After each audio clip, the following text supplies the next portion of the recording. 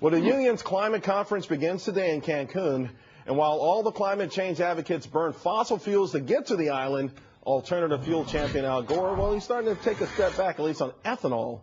Bjorn Lomborg is the author of The Skeptical Environmentalist, and he's here with the company. Now, he's actually author of the book Cool It, right? That's right. And let's talk about this. Al Gore stepping back just a little bit.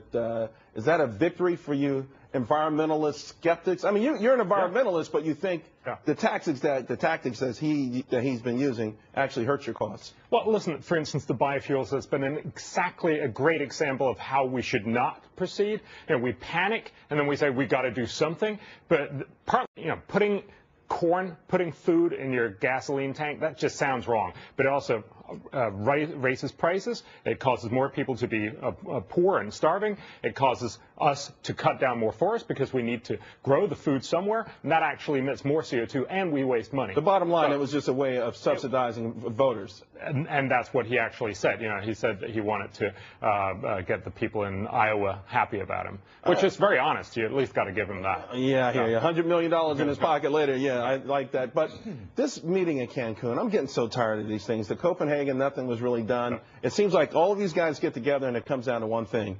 America is mean and greedy, and they should pay about $200 or $300 billion for the rest of the world to catch up. And listen, there is no way this meeting is ever going to result in any meaningful treaty. And that's the real depressing part, that they keep meeting for, they've been meeting for, 19 years now? And they keep making the same sort of treaty. Let's all cut our carbon emissions. And of course, it's not going to happen. Nobody wants to say, yeah, we're going to do with less. We're going to cut back on our consumption. We're going to be less rich.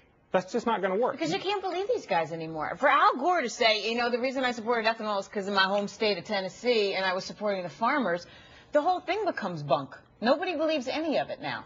And listen, this is true. There's a lot of partisan politics going into this. I think it shouldn't take away from the idea that this is a real problem. Global warming is something we need to tackle, but we're just tackling it incredibly ineffectively, essentially through biofuels and many, many other attempts. The biggest problem, I think, is the idea that we're all saying, all right, let's put up lots of windmills, a lot of solar panels. It makes us feel good. It makes good photo ops. But tell us how we should be solving the problem. Well, fundamentally, before green technology is cheaper than fossil fuels, you're never going to get people to switch over. You're not going to get it in the U.S. You're not going to get it in the rest of the rich world. But you're certainly not going to get China and India switching over. They have more important problems. They want to lift hundreds of millions of people out of poverty. And that's what fossil fuels do. So we need to invest dramatically more in research and development, not in buying the stuff, but in getting the technology to be much smarter in the next 20 to 40 years. Then, once it's cheaper than fossil fuels, we've solved global warming because people are going to switch over. Bjorn, maybe nothing is happening at these meetings one after another because some of the leading scientists got caught massaging the data to push their ideological views as scientific theory. How much did ClimateGate hurt their cause? Oh, it definitely hurt them because it made people realize the IPCC, the UN Climate Panel, weren't gods. They were treated like rock stars, and we just all sort of bowed down in front of them.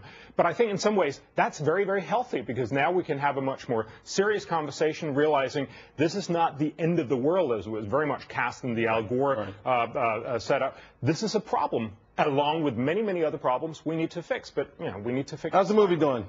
The movie is doing very well. It just opened on Friday in Canada. I was up there, and it got really good reviews virtually in all papers, which is really cool. Well, I'm telling you, I want to go see it. You need to. It's not playing in Jersey, so I'll make the trek into New York. Thanks a lot. I really appreciate it. All right,